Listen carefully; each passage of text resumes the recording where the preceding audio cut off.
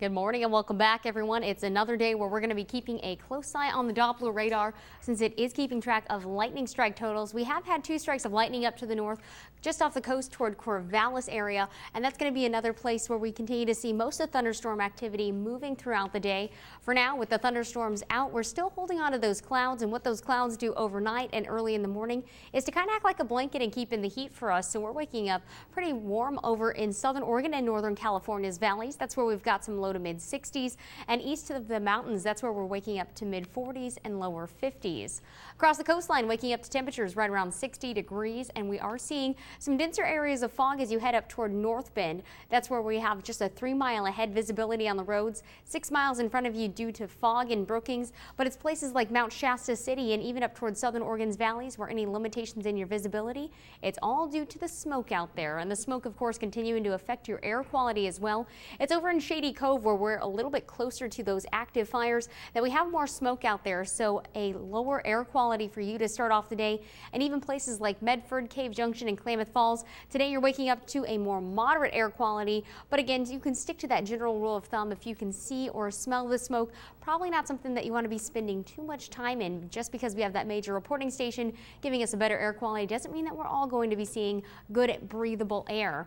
Right now, the main thing that's causing all of this moisture linked to those thunderstorms is this area of low pressure. It's spiraling off the coast right now, and it's going to continue to push moisture in our direction and result in the chance for thunderstorms from the valleys all the way toward the coastline and even up into some of those higher elevations. Now, it is across the mountains where we are looking at the best chance for some thunderstorm activity later on this evening to lead to thunderstorms, giving lightning strikes over very dry land, which the combination of the two could easily be sparking new fires. So because of that, we will have red flag warnings in effect throughout the evening. Now, across the coastline, this is where we have an increase in your cloud cover throughout the day and can't completely put you in the clear for any isolated showers or even thunderstorms later on today. Temperatures not going too far from where they are right now, just going to be topping off in the mid 60s.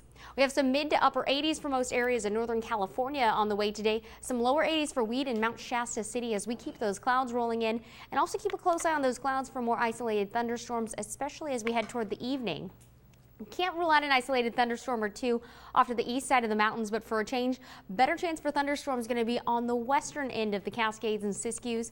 Temperatures today, though, because of the clouds, just reaching upper 70s and some low to mid 80s. It's up in those higher elevations of the Cascades and Siskiyous where, like we were talking about, we have red flag warnings going into effect this evening, continuing on until 11 p.m. And that's, of course, because of the chance for thunderstorms to potentially even spark new fires in the area. We will be seeing that mostly sunny but smoky sky across most of southern Oregon's valleys. And just like yesterday, as we head into your late afternoon, early evening hours, that's going to be where we have the best chance for thunderstorms moving through, and temperatures today not going to feel too bad if you're outside. Across the coast next few days, we're going from the 60s through the day on Thursday thanks to the increased chance for clouds and even isolated showers, back up to some 70s and even 80s toward Brookings once we get the sunshine back here this weekend. And east of the mountains, like we were talking about, for a change, you're usually the main target for those thunderstorms. We're going to keep the main target for the thunderstorms through the week along and west of the Cascades and Siskiyous, but still can't rule out an isolated thunderstorm or two for you. Temperatures, though, not going to feel too bad. We're looking at 70s and 80s. Northern California the next few days, keeping around some low to mid 80s as we wrap up the week. Can't rule out the chance for some spotty thunderstorms today as well as into the day Thursday. Today, better chance for thunderstorms going to be up in those higher elevations, and some sunshine is going to be on the way just in time for the weekend.